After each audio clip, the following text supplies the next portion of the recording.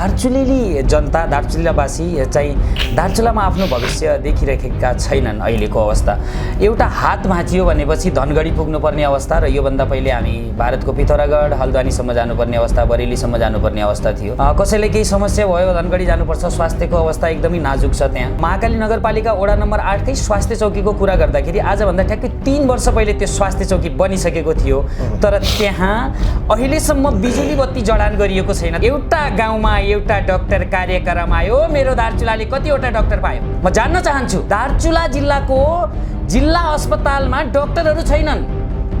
इमर्जेन्सीमा गयो भनेपछि डाक्टर त्यहाँ चाहिँ त्यो जनरल वार्डमा डाक्टरको कमी हुन्छ, जनरल वार्डमा डाक्टर छ भनेपछि इमर्जेन्सीमा डाक्टरको कमी हुन्छ। मैले त त्यहाँ डाक्टरै देखेको छैन। एउटा गाउँमा एउटा डाक्टर कार्यक्रम आयो, मेरो जिल्लाले कतिवटा डाक्टर पायो भनेर म सोध्न चाहन्छु तपाईँ यो मेकिङ नेपाल मिडियाको मार्फतबाट। यिनीहरूको किन आँखा पुगिरहेको छैन? कालापानी लिपुलेक क्षेत्रसित जोडिएको जिल्ला, त्यो दार्चुला जिल्लालाई हेर्ने दृष्टिकोण यिनीहरूको फरक, तर काम गर्ने तरिका र त्यहाँको त्यो जिल्लाको लागि काम गर्ने तरिका चाहिँ फरकै भएको त प्रष्ट देखिरहेछ नि हजुर। यिनीहरूले जो भनिरहेछन् त्यो जिल्लाको लागि हामी यो गर्छौँ त्यो गर्छौँ भनेर भनेकै हो, भनेको मात्रै सीमित भयो। 10-15% धेरैभन्दा धेरै गर्यो भने 20%, त्योभन्दा धेरै म यो चाहिँ खर्च गरेको देख्दैन म कहीँ पनि। यस्तो अवस्था यस्तो छ, दर्दनाक नै अवस्था छ। हामीले यसरी बुझौँ भन्नुपर्छ सर, दर्दनाकै छ अवस्था। मलाई अर्को एउटा कुरो बताइदिनुहोस् त, 2077 सालमा आएको जुन महाकालीमा बाढी आएको थियो, त्यो बाढीमा त धेरै व्यक्तिहरू पीडित भएका थिए, धेरै घरबार विहीन भएका थिए। नेपाल सरकारले त्यतिखेर केही राहत त दियो होला। आजको दिनसम्म आइपुग्दै गर्दा ती पीडितहरूको अवस्था कस्तो छ? तपाईँले ती पीडितहरूलाई नजिकबाट निहाल्नु भएको चाहिँ छैन। मैले यो पुरानो प्रश्न अलिकति जोड्न चाहेँ हजुरलाई। धेरै पीडितहरू पलायन भइसकेको अवस्था छ त्यहाँबाट, अनि पीडितहरूले पाएको भनेको नेपाल सरकारबाट, मैले पीडितहरूबाटै सुनेको हो यो कुरा चाहिँ। पीडितहरूले के भन्यो भनेपछि हामीले पाएको भनेको नेपाल सरकारबाट 35,000 रुपियाँ हो। धरानको जनताले खान नपाएको पानी 1 महिनामै हर्क सम्पाङज्यूले खुवाउनु भयो। धेरैजसो मान्छेहरूले के भन्छन्, गिट्टी कुट्ने मेयर हामीलाई चाहिएको होइन। आज त्यही गिट्टी कुट्ने मेयरले पानी खुवाएको छ नि धरानमा जनतालाई। इच्छा शक्ति हुनुपर्छ, पार्टी चाहिएन। जुन व्यक्ति नेतृत्व गरिरहेको छ त्यसमा दृढ इच्छा शक्ति हुनुपर्छ, त्यो पनि निस्वार्थ भावनाले सेवा गर्ने, पक्कै पनि काम हुन्छ। त्यसको लागि पार्टी नै चाहिन्छ भन्ने कुरा होइन। देशको सबभन्दा ठुलो दुर्भाग्य हो जो आज देशलाई लुटी खाने प्रवृत्ति भएको छ, र हाम्रा यी योजना परियोजनाहरू जति पनि ठेकापट्टाहरू भइरहेका छन्, यी सबै कमाई खाने भाँडो भएका छन्।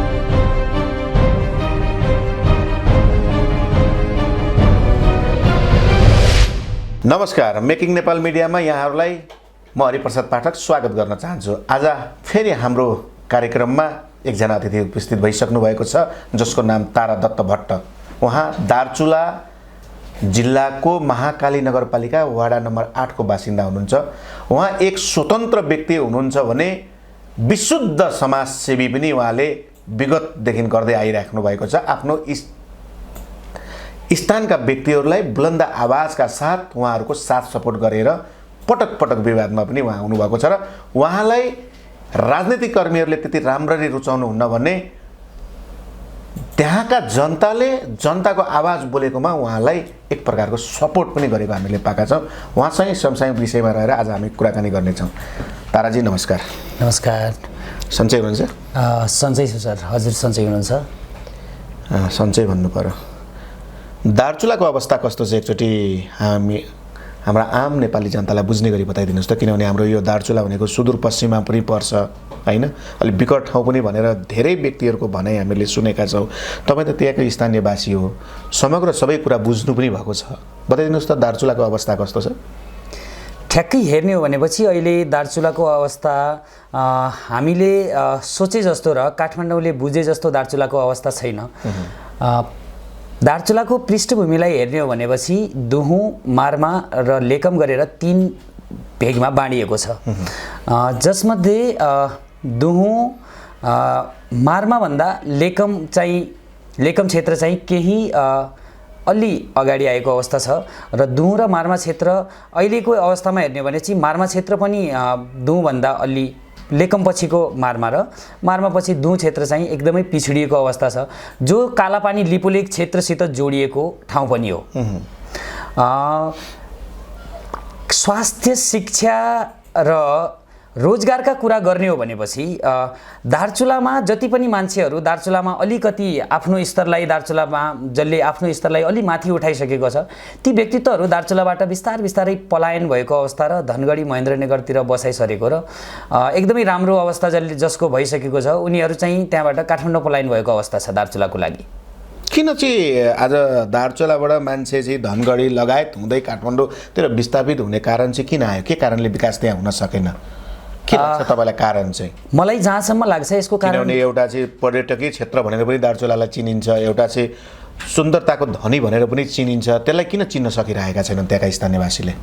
जहाँसम्म मलाई यो लाग्छ कि स्वास्थ्य शिक्षा र रोजगार को कारणले गर्दाखेरि दार्चुलेली जनता दार्चुलावासी चाहिँ दार्चुलामा आफ्नो भविष्य देखिरहेका छैनन्। अहिलेको अवस्था एउटा हात भाँचियो भनेपछि धनगढी पुग्नुपर्ने अवस्था र योभन्दा पहिले हामी भारतको पिथौरागढ हल्द्वानीसम्म जानुपर्ने अवस्था, बरेलीसम्म जानुपर्ने अवस्था थियो। हात भाँचियो धनगढी जानुपर्छ, कसैलाई केही समस्या भयो धनगढी जानुपर्छ। स्वास्थ्यको अवस्था एकदमै नाजुक छ त्यहाँ। शिक्षाको लागि अहिले केही शिक्षामा केही सुधार आएको छ, जस्तै क्याम्पसहरू पनि त्यहाँ अहिले लगभग क्याम्पस लेभलसम्म पुगिसकेको छ। तर त्यो सरकारी तर्फबाट पुगेको छ या प्राइभेट तर्फबाट क्याम्पस लेभल पुगिराखेको अवस्था छ? के छ?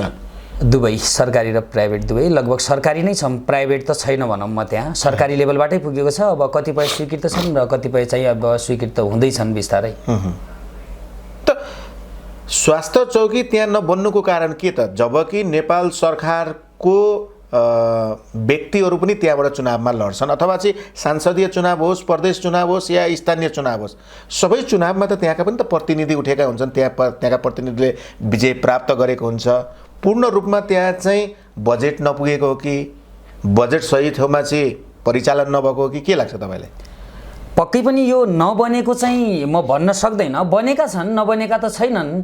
बनेका छन्, तर बनेका भए पनि तिनीहरू कस्तो अवस्थामा छन् भनेपछि म महाकाली नगरपालिका वडा नम्बर 8कै स्वास्थ्य चौकीको कुरा गर्दाखेरि आजभन्दा ठ्याक्कै 3 वर्ष पहिले त्यो स्वास्थ्य चौकी बनिसकेको थियो, तर त्यहाँ अहिलेसम्म बिजुली बत्ती जडान गरिएको छैन। त्यसको लागि पनि मैले नै आवाज उठाएको थिएँ गाउँमा। अनि जिल्ला स्वास्थ्य अस्पतालमा भने जस्तो सेवा सुविधा अहिलेसम्म पाएका छैनन्। त्यहाँ डाक्टर नै छैनन्। चुनावी अभियानमा मैले सुनेको थिएँ एउटा गाउँमा एउटा डाक्टर कार्यक्रम आयो। मेरो दार्चुलाले कतिवटा डाक्टर पायो? म जान्न चाहन्छु, मेरो दार्चुलाले कतिवटा डाक्टर पायो? दार्चुला जिल्लाको जिल्ला अस्पतालमा डाक्टरहरू छैनन्। इमर्जेन्सीमा गयो भनेपछि डाक्टर त्यहाँ चाहिँ त्यो जनरल वार्डमा डाक्टरको कमी हुन्छ। जनरल वार्डमा डाक्टर छ भनेपछि इमर्जेन्सीमा डाक्टरको कमी हुन्छ। मैले त त्यहाँ डाक्टरै देखेको छैन। एउटा गाउँमा एउटा डाक्टर कार्यक्रम आयो, मेरो जिल्लाले कतिवटा डाक्टर पायो भनेर म सोध्न चाहन्छु तपाईँ यो मेकिङ नेपाल मिडियाको मार्फतबाट। अनि तपाईँले यो भन्दै गर्दाखेरि त्यहाँका जिल्ला अस्पताल होस् अथवा चाहिँ नगरपालिकामा रहेका स्वास्थ्य चौकीहरू हुन्, नेपाल सरकारले त्यहाँ चाहिँ दरबन्दी नतोकेका डाक्टरहरू छन् कि छैनन्? तपाईँले त त्यहाँ बुझ्नुभयो होला नि, छन् कि छैनन् त? दरबन्दी तोकिएका डाक्टर चाहिँ छन् कि छैनन् तपाईँको विचारमा? दरबन्दी तोकिएका डाक्टरहरू पनि छैनन्। विकट जिल्ला, दुर्गम जिल्ला, त्यहाँ गएर हेर्ने हो भनेपछि अब दरबन्दी तोकिएको भन्दा पनि त्यो खाना एउटा भन्छन् नि त्यो ठाउँ खाली ठाउँ भर्नलाई चाहिँ त्यहाँ अहिले के जुनसुकै हालतमा भए पनि जसरी तसरी भए पनि त्यो ठाउँलाई डाक्टर चाहिँ अहिलेको अवस्थामा त्यहाँ चाहिँ दिनु पर्यो भनेर एउटा खाना पूर्ति गरे जस्तो अवस्था चाहिँ भएकै छ। तर त्यहाँ छैनन्। त्यहाँको अस्पतालको अवस्था एकदमै दण्डनीय छ। मतलब हिजो आन्दोलन गर्दा तपाईँलाई 10 वर्ष जनयुद्ध गर्दा त्यही पश्चिम सुदूरपश्चिमबाटै सुरुवाती भएको थियो। हाम्रो सुदूरपश्चिम चाहिँ एकदमै अविकसित भयो। अब चाहिँ तपाईँहरूले चाहिँ यो जनआन्दोलनमा सहभागी भइदिनु भने त यो हराभरा बनाउनेछन्, विकासको आमूल परिवर्तन गर्नेछौँ भन्ने यस्ता ठुला नारा लिएर आएका तपाईँकै सुदूरपश्चिमका व्यक्तिहरू त प्रधानमन्त्री भइसके, राष्ट्रपतिहरू भइसकेको ठाउँ पनि हो। त्यतै जिल्लाहरूतिरबाट आएका व्यक्तिहरू पनि त छन् नि यो केन्द्रमा। त उहाँहरूको आँखा चाहिँ किन पुगिराखेको छैन? आँखा त किन पुगिराखेको छैन यही म पनि जान्न चाहन्छु। मलाई यसै विषयमा म पनि कुरा गर्न चाहन्छु कि यिनीहरूको किन आँखा पुगिरहेको छैन। कालापानी लिपुलेक क्षेत्रसित जोडिएको जिल्ला, त्यसमा पनि त्यो दार्चुला जिल्लालाई हेर्ने दृष्टिकोण यिनीहरूको फरक मिडियामा देखिने तर काम गर्ने तरिका र त्यहाँको त्यो जिल्लाको लागि काम गर्ने तरिका चाहिँ फरकै भएको त प्रष्ट देखिरहेछ नि हजुर। यिनीहरूले जो भनिरहेछन् त्यो जिल्लाको लागि हामी यो गर्छौँ त्यो गर्छौँ भनेर भनेकै हो, भनेको मात्रै सीमित भयो। त्यहाँ त गएर हेर्ने हो भनेपछि त्यस्तो भएको छैन। कालापानी लिपुलेक क्षेत्रसित जोड्ने दार्चुला तिङ्कर सडक, गोकुलेश्वर एयरपोर्ट, मैले दार्चुलाबाट काठमाडौँ आउँदाखेरि ठ्याक्कै 36 घन्टा लाग्छ मलाई बसमा आउँदाखेरि। हुने खाने मान्छेहरू त धनगढीबाट प्लेनमा आउँछन्, मैले काठमाडौँ आउँदा त म त त्यो प्लेनबाट आउन सक्दैन, मैले त बसमै आउनुपर्छ। दार्चुला कति छ सर? धनगढीबाट दार्चुला ठ्याक्कै लगभग 12 घन्टा जति लाग्छ बसमा। त्यहाँबाट यता 24 घन्टा। दार्चुलामा त अब हाम्रो जिल्ला प्रशासन होला हैन, हरेक षड्यन्त्र जति पनि हाम्रो देशैभरिका जुन जिल्लामा जुन सेवा सुविधाहरू नेपाल सरकारले दिनुपर्ने अथवा राखिएका ती जति पनि कार्यालयहरू छन् दार्चुलामा पनि होला। तर दार्चुला विकास नहुनुको कारण चाहिँ के त? जबकि पढे लेखेकै मान्छे ती ओदामा बसेका होलान्। पक्कै पनि सर, तपाईँले भन्नुभएको कुरा मा म के भन्न चाहन्छु भनेपछि पढे लेखेका मान्छेहरू नभएको चाहिँ होइन, विज्ञ टिमको कमी मलाई लाग्छ। जुन पनि अब त्यहाँ छ विज्ञ टिमको कमी, त्यो एउटा के भन्छन् भनेपछि कुनै पनि काम गर्नको लागि त्यो सम्बन्धी विज्ञ मान्छे त्यो ठाउँमा पुग्नुपर्छ। त्यो मान्छे विज्ञ मान्छे नभएर उहाँ के लाग्छ भनेपछि नातावाद, कृपावाद अनि पैसा दिएर त्यो ओहदामा पुगेको मान्छे त विज्ञ हुँदैन नि सर। मलाई जहाँसम्म लाग्छ कि यो कारणले गर्दा पनि त्यहाँ विकास नभएको भनेपछि फ्री कम्पिटिसनको त्यहाँ सिस्टम छैन। नातावाद कृपावाद दार्चुला पनि भोगिराखेको छ सर। फ्री कम्पिटिसनको सिस्टम त नेपालमै छैन। दार्चुलाको कुरा गर्नु छ तपाईँ, यो सर्वविज्ञ हो, सबैलाई थाहा छ। कहाँ फ्री कम्पिटिसन हुन्छ भने? फ्री कम्पिटिसन हुँदैन। अब म कुनै एउटा मन्त्री छु या म कुनै एउटा सांसद छु या म कुनै एउटा उच्च ओहदामा पुगेको मान्छे छु भनेपछि मेरो छोरालाई केही पनि आउँदैन भने पनि मैले त्यसलाई एउटा राम्रो पोस्ट भनेपछि आज त्यहाँबाट मान्छे विस्थापित हुनु कारण नै नातावाद कृपावाद एउटा सुव्यवस्थित नभएकोले गर्दाखेरि भनेर हामीहरूले बुझ्न सक्छौँ। पक्कै पनि सर, त्यही हो सर, मैले बुझेअनुसार त्यही हो। अब मलाई अर्को कुरो बताइदिनुहोस्, दार्चुलामा त तुइनको पनि एकदमै डेन्जर जोन, एकदमै गम्भीर अवस्था छ भनेर हामीहरूले बुझ्थ्यौँ होइन। त्यहाँका जनताहरूको त्यो तुइनबाट चाहिँ जुन एउटा चाहिँ ठुलो दुर्घटनाहरू भएको पनि हामीले पाएका थियौँ। त्यसको व्यवस्थापनमा नेपाल सरकारले कतिको दार्चुलावासीलाई चाहिँ सहजीकरण गरेको अवस्था छ? मलाई यो कुरा सुन्दाखेरि मलाई अचम्म लाग्छ, मलाई पनि आश्चर्य लाग्छ। मलाई पनि आश्चर्य लाग्छ किनभने हामीहरूले तुइन व्यवस्थापन गर्ने नै होइन, हामीले तुइन हटाउने हो। तुइन व्यवस्थापन गरेर झुलुङ्गे पुल बनाएको छ त्यो पनि बनाउने होइन। हामीले आफ्नो ठाउँमा बाटोघाटो नबनाएर यो तुइन चाहिँ हाम्रो महाकालीमा जो तुइनहरू छन्, यो महाकाली नदीमा भएका तुइनहरू चाहिँ हामीले भारतको बाटो प्रयोग गर्नुपर्छ खलङ्गा सदरमुकाम आउनको लागि, त्यसको लागि बनाइएका तुइनहरू हुन्। हामीले कालापानी लिपुलेक सडकलाई जति सक्दो चाँडो बनाउने कोसिस गऱ्यौँ भनेपछि हामीहरूलाई तुइनको आवश्यकता छैन। अहिलेको अवस्था ठ्याक्कै के छ भनेपछि जुन ठाउँमा पनि जहाँसम्म पनि नेपालको बाटो पुगेको छ त्यो पिच छैन, रोड पिच नहुँदाखेरि गाडीहरूको भाडा पनि महँगो छ सदरमुकामबाट। त्यो भाडाकै शास्तिले गर्दा, त्यो भाडा महँगो भएकै कारणले गर्दा पनि धेरैजसो मान्छेहरू अब त्यो तुइनबाट जाने, पारीको बाटो जाने, इन्डियाको बाटो भएर जाने। अब जाँदाखेरि जुन ठाउँमा पुलहरू छैनन् त्यहाँ त ठाउँ ठाउँमा तुइनहरू अझै पनि बनेकै छन्। ती तुइनहरू व्यवस्थापन गर्नुभन्दा पनि, तुइनहरूलाई मतलब तुइनहरू हटाउनुभन्दा पनि मेरो मान्यता के छ भनेपछि दार्चुला तिङ्कर सडकलाई चाहिँ प्रायोरिटी दिने, हामीले प्राथमिकता दिने, त्यसलाई जति सक्दो चाँडो हुन्छ। अनि जति त्यो ट्र्याक खोलिएको छ त्यो ट्र्याकलाई पिच गर्नुपर्छ। हामीले पिच भयो भनेपछि अलि भाडा पनि कम होला। अब कच्ची बाटो हुँदाखेरि त्यहाँ बसहरू त चल्दैनन्, बस जाँदैनन्, जीपहरू नै जान्छन्। ती जीपहरूको पनि भाडा धेरै महँगो छ, धेरै महँगो भाडा लिन्छ। होइन, उनीहरूलाई पनि अब एउटा चाहिँ धेरै डिजल लाग्छ होला, हरेक समस्या होलान्। उहाँका गाडीका इन्जिनहरू पनि खराब हुन्छ होला। तपाईँले भने जस्तै पिच भइदिएदेखि सजिलो हुन्थ्यो भन्ने जुन कुरा उठाउनु भयो यो त सही हो नि त। भाडा त त्यसै पनि एउटा पिच व्यवस्थापन सही नभएर त भएकोले गर्दा त भाडा महँगो भएको होला नि, के लाग्छ तपाईँलाई? पक्कै पनि मलाई पनि त्यस्तै लाग्छ। तर यो बाटो पिच भइदिएको भएपछि यदि जति ट्र्याक खोलिएको छ त्यति मात्रै पनि पिच भइदिएको भएपछि अलि भाडा कम हुन्थ्यो कि। अब मैले फेरि त्यही दार्चुलाकै विषयमा लिएर अर्को एउटा प्रश्न पनि तपाईँलाई जोड्न चाहेँ। दार्चुलामा भ्रष्टाचार कतिको हुन्छ? किनभने आज देश भ्रष्टाचारले चुर्लुम्मै डुबेको अवस्था छ भनेर एउटा आँकडा नै निस्किसकेको अवस्था छ। दार्चुलामा भ्रष्टाचार चाहिँ कतिको छ? टन्नै छ भ्रष्टाचार। भ्रष्टाचार नभएको भएपछि विकास हुनु पर्थ्यो।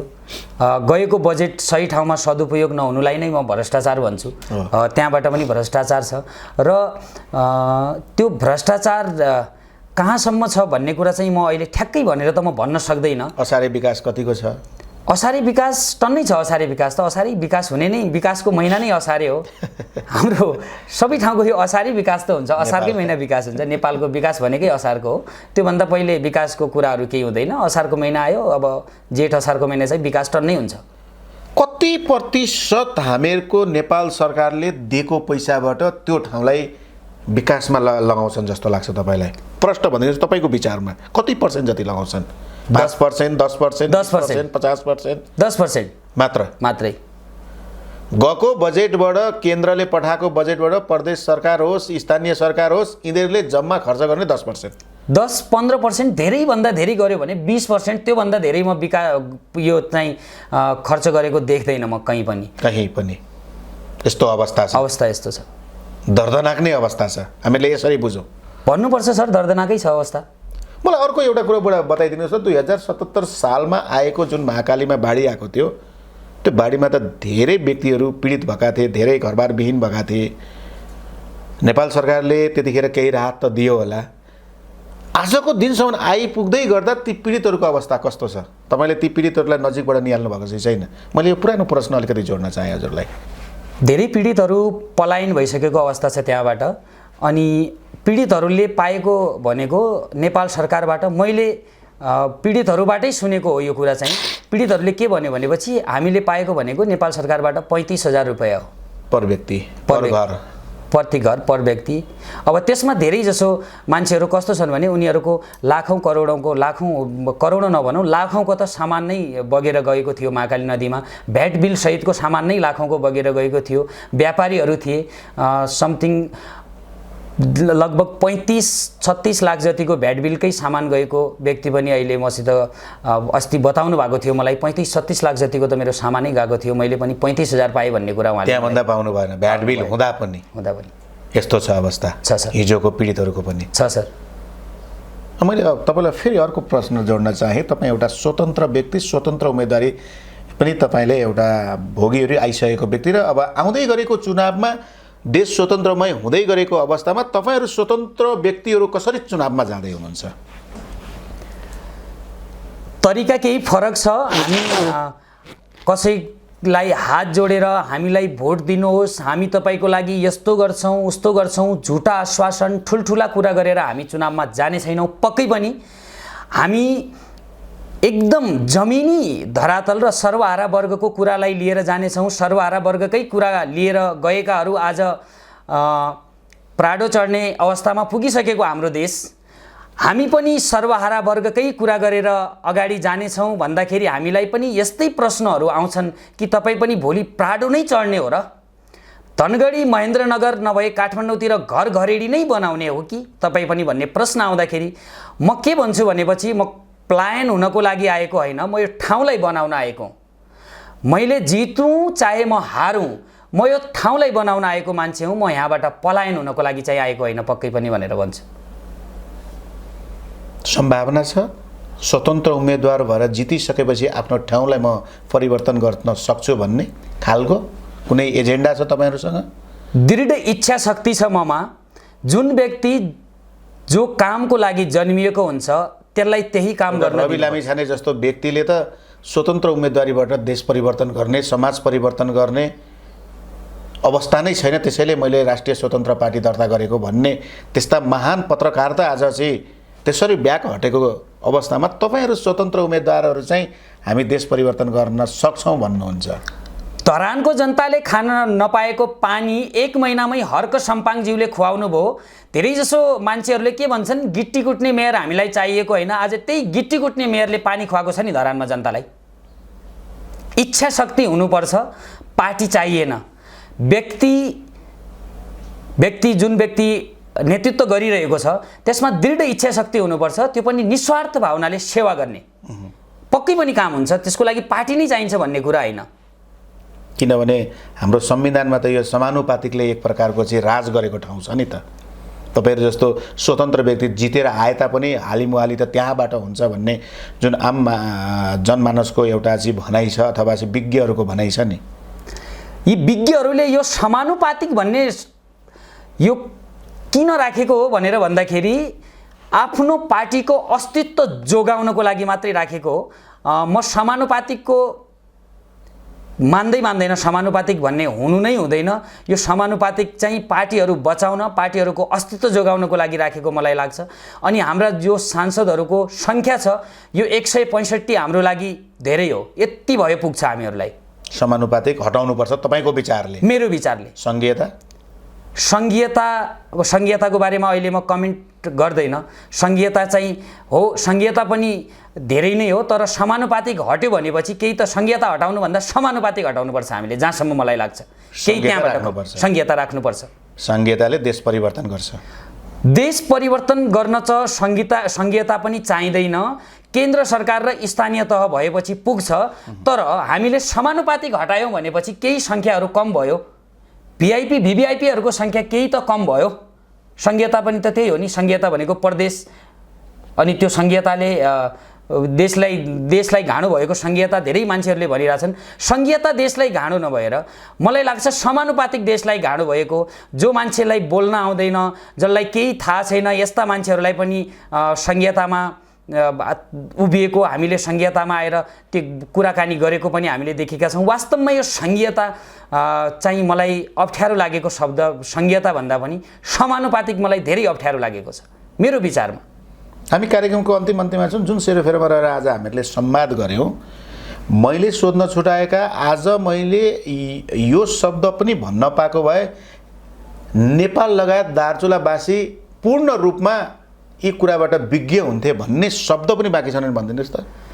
भ्रष्टाचार।